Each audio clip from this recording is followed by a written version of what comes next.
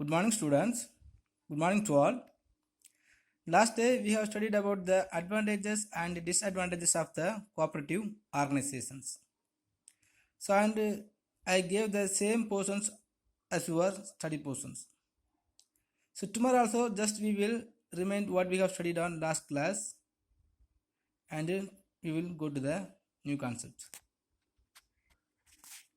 So, already we have studied about the advantages and disadvantages of the cooperative organizations, and I think it was very easy, so there is no need to just remind that. I believe you can study it. So now just we will go to the next concept, the types of cooperatives. So how many kinds of the cooperative organizations are existing in our nation is? The 5 types of the cooperative organizations are existing in our nations. First one is consumer cooperatives. So the consumer cooperatives are organized by the consumers that want to achieve better price or quality in the goods or services they purchase. So normally the consumers want to purchase any of the commodities within the reasonable or cheap prices. But if any of the commodities is going to sell in the multinational companies or any of the other companies, means the price will be highest. So to reducing or getting the all commodities with the cheap price, so the consumers will create one of the cooperative organizations, that is called consumer cooperatives. In contrast to traditional retail stores or service providers, a consumer cooperative exists to deliver goods or services rather than its maximum profit from the selling those goods or services. So normally when we are going to purchase any of the commodities in other sellers which has produced in other giant stock companies or multinational companies, so the price may be highest. They also supply essential commodities through public distribution system. So nationally, the most widely used cooperative form is the credit union with some 19 million members credit union assets. So the credit union assets have grown 100. So normally the government also will be providing more financial abilities or financial assistance to creating the consumer cooperatives. So the credit unions are essentially cooperatives of people that use banking services. So those who are using the banking services for providing the loans, also these consumer cooperative organizations are providing. Next, producer cooperatives. So the producer cooperatives are established and operated by the producers. So all the producers join together and they will produce any of the commodities jointly, or otherwise they will produce in any of the place and they will bring in the same places. So they are organized to process, market and distribute their own products. So many producers may be produce the different type of the commodities, but all the commodities will be arranged within the same place and they will doing the different process, the organized the process and the marketing and the distributing also will be owned by their products. So this producer cooperative organization helps lessen cost and strengths in each area with a mutual benefit to each producers. So when they are producing all type of the commodities within the producers cooperative organizations, the production cost also will be less. So normally we can see the cooperative weaver societies and cooperative carpenting units and cooperative match factories and etc. Next, marketing cooperatives. So the cooperative marketing societies are association of small producers formed for the purpose of marketing their produce. Suppose already we have studied, so the small scale industries or the cottage industries are there, and whenever there is no possibilities to establish the cottage industries, the small scale producers will come and produce any of the commodities from here. And the marketing cooperatives perform certain marketing functions such as grading, warehousing, advertising, etc. So whatever things is needed to selling that commodities by produced by the marketing cooperatives, they will doing. Next, Credit cooperatives. So cooperative credit societies are those formed for the purpose of providing short-term financial help to their members. So normally, if any of the entrepreneur or even any of the single individual consumer also will be in need of borrowing the money, that is the financial assistance.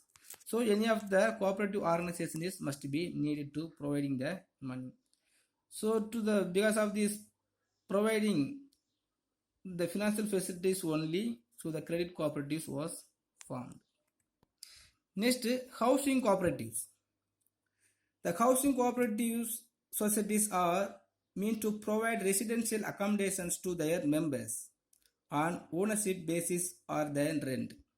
Some of the peoples will join together and they will purchase any of the land and they will build any of the home, and this home will be going to in the hands of their member itself. So they have to assigning the required fund at first. After that they will build the house and every peoples or every members will be get the housing. Next, cooperative farming societies.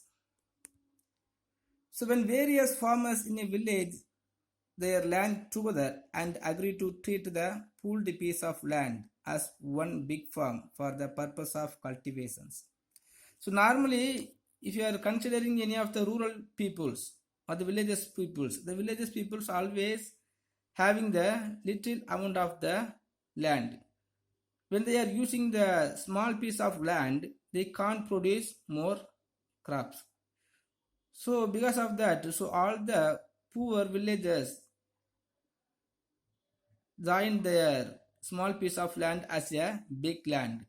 After that, they will cultivate any of the crops. So when they are doing like so, they can earn more income. Okay, students. So these types of cooperative banks is not really so important like that.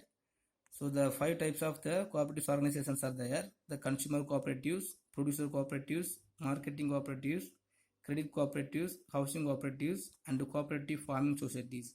When we are seeing this name itself, we can understand for what purposes this cooperative organization was formed.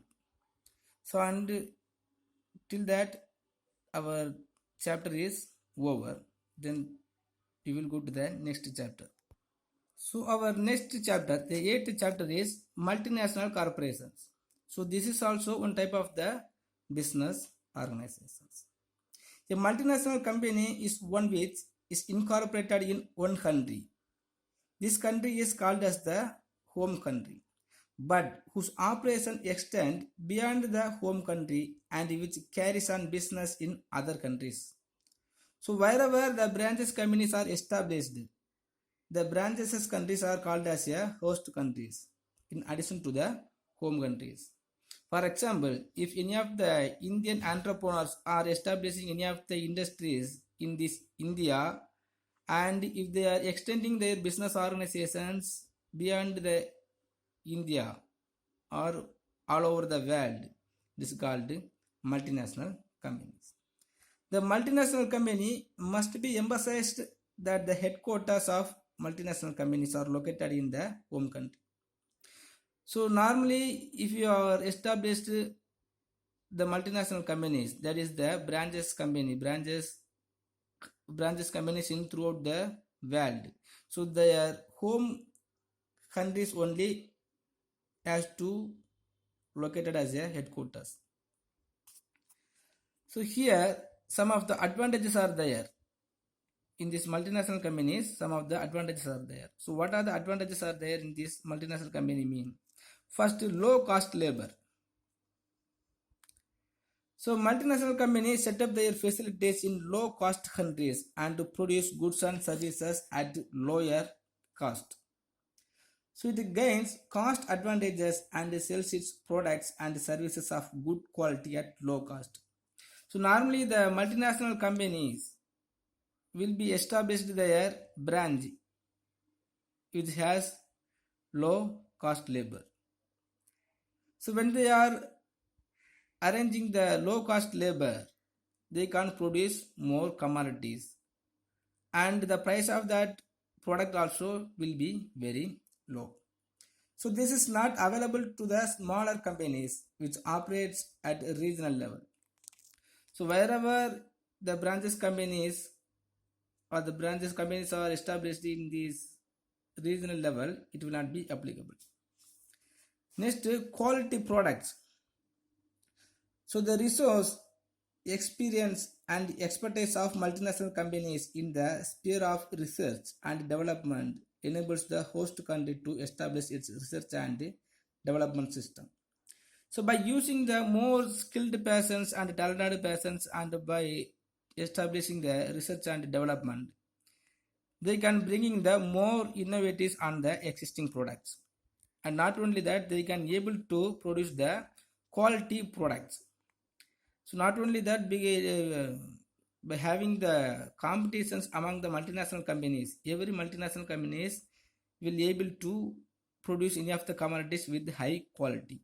So all the peoples throughout the world can able to get the quality products. Next, proper use of idle resources.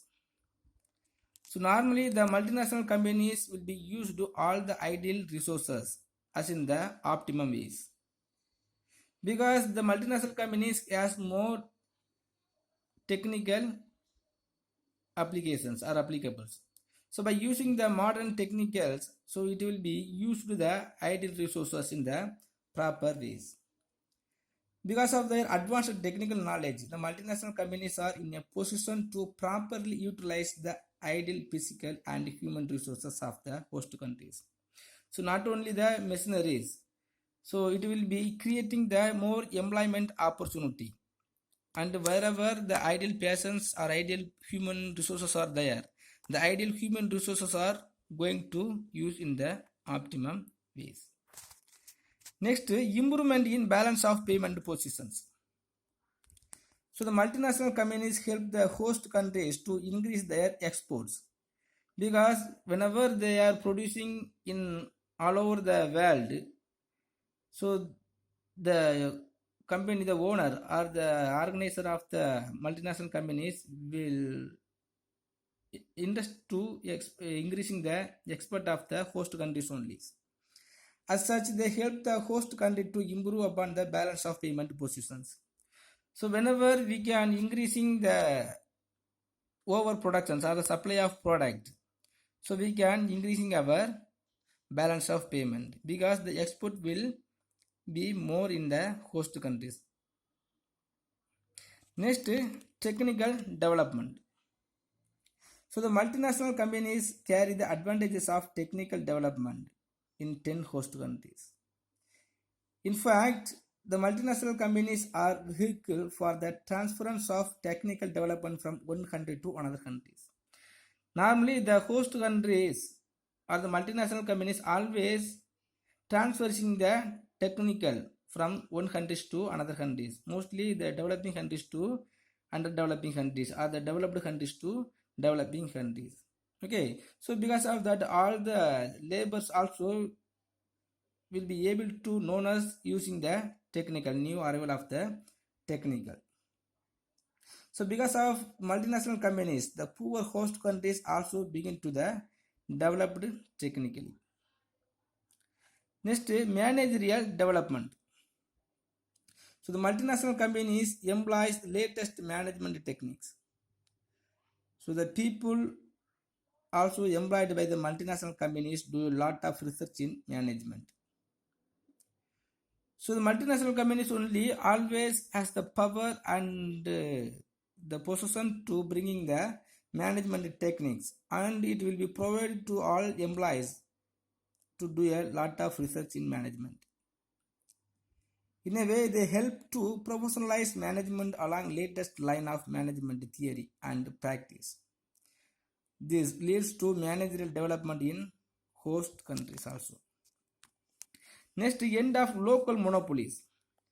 Already we have studied the meaning of monopolies. Monopolies mean if any of the entrepreneur or if any of the producers are producing any of the commodities, and if they having the patent right to produce that commodities, he will become as a monopolies. But by the way of the advantages of multinational companies. So the local monopolies will come to an end because the multinational companies are establishing throughout the world in their branch, and they can able to produce the same commodities what is produced by the monopolies, and he will fixing the low price then the product the price of the commodities produced by the monopolies. Next, improvement in living standard. So by providing super quality products and the services, multinational company helps to improve the standard of living of people of host countries. So whenever the multinational companies are going to take more effort to improve the standard of living of the peoples, as per the effort, the living standard of the people in the host countries will really improve. Next, promotion of international brotherhood. So the multinational companies integrate the economies of various nations with the world economy, because the multinational companies only will export the human resource and the other resources also, and the multinational companies will create the more brotherhood, that is the unity among the nations. So through their international dealings, multinational companies promote international brotherhood and the culture, and it will be create the way for world peace and prosperities. Because on the reason of the multinational companies, every entrepreneurs also will transfer from one place to another of the nations, and they will moving from one place to another of the place, and their product also will be satisfied by the peoples spread out throughout the world. So the no nations will be in need of making the quarrel with another nations. So automatically the brotherhood of the international level will be promoted. Next, disadvantages of multinational companies. So what are the disadvantages are there here means, even though there is more advantages in these multinational companies, some of the disadvantages also will be created by the multinational companies. First one is the danger for domestic industries. How the multinational companies will become as dangerous to the domestic industries mean.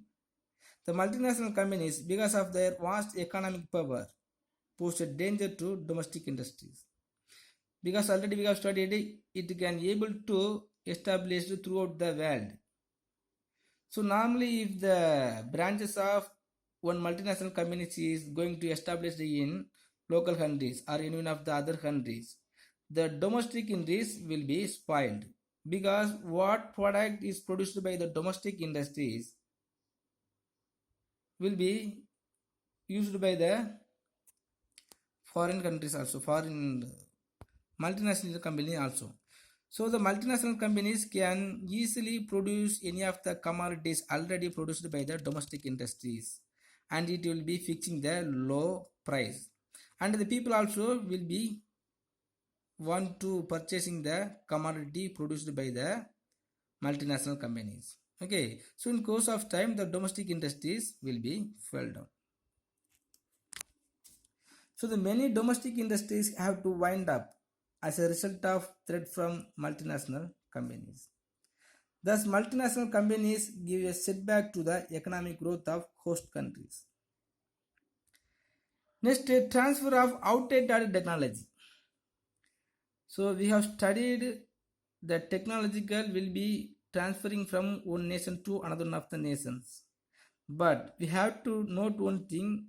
So which type of the technology is moving from one nation to another of the nations mean? The outdated technology only will be transferring from developed nation to developing nations. So the outdated technologies will be used not so much. So it will be used only for increasing our low ratio of the productivity. So while multinational companies transfer outdated technology to host nations, it serves no purpose. Next, no benefit to poor peoples. So multinational companies produce only those things which are used by the rich. So normally the multinational companies will be producing the luxuries and comfortable commodities. but this luxury commodities and the comfortable commodities will be going to consumed only by the rich peoples. So the poor peoples cannot able to purchasing the power produced by the multinational company. Therefore, poor people of host countries do not get generally any benefit out of multinational companies. Next, danger to independence. So initially, multinational companies help the government of the host country in a number of ways, and then gradually start interfering in the political affairs of the host countries. Normally, the multinational companies will be helpful more to the government in beginning. After that, if the multinational companies got some of the reputations, it will start to intervene to the government politics. So there is then all implicit danger to the independence of the host countries in the long run. So in course of time, the long host of time, in course of time, the multinational companies will be intervened to the government. Next, deprivation of job opportunity of local peoples. So the multinational companies may not generate job opportunities to the people of home countries. Normally, the multinational companies will be required the skillful persons and the multinational companies only. So normally, the job opportunity of the local people will be deprived their job opportunity, because even if they are established their company in these host countries, they will arrange the skillful persons only. Suppose in this local peoples doesn't have the skillful means, so he will deprive their job opportunity. Next, misuse of mighty status. So multinational companies are powerful economic entities. They can afford to bear losses for a long while in the hope of earning huge profits. Once they have entered local competitions and achieved monopoly. So normally first it will come and stop the local monopolist. After that, in course of time, so the multinational company itself will become as a monopolistic one, because after deprivations of job opportunities in these local peoples and collapse the domestic industries, the multinational companies only will be able to survive in the business world. So when they are doing like so, in course of time, so the multinational companies can able to become as the monopolist. Next, careless exploitation of natural resources. The multinational companies tend to use the natural resources of the host country carelessly, because by producing more commodities, it will demand more resources. So sometimes it has the chance to using the natural resources in the optimum level, but in the most of time, it will be used the natural resources as carelessly. Carelessly means it will be started to exploit the natural resources in the host countries. Next, the selfish promotion of alien culture. The multinational companies tend to promote alien culture in host country to sell their product. So normally in our traditional culture nations will never want to consuming the product of the other nations. Suppose if any of the product is affected the human health, so the multinational companies can able to produce and it will be sell. Next, neglect of industrial and economic growth. So an investment in host countries is more profitable. The multinational companies may neglect home countries and industrial and economical development. So normally an investment in host countries is more profitable. Multinational companies may neglect the home country's industrial and economical development, because it will always having the objectives of earning more profit from wherever it can be able to do. But when they are moving like so, sometimes it will be neglect the home country's industrial and economical development. Okay, students, if you have any doubt, please ask me. So it is very easy one. So the multinational companies, the advantages and the disadvantages of the multinational companies. When you are reading yourself also, you can easily understand. So I also didn't explain very elaborately. So if you have any doubt, please ask me. Thank you.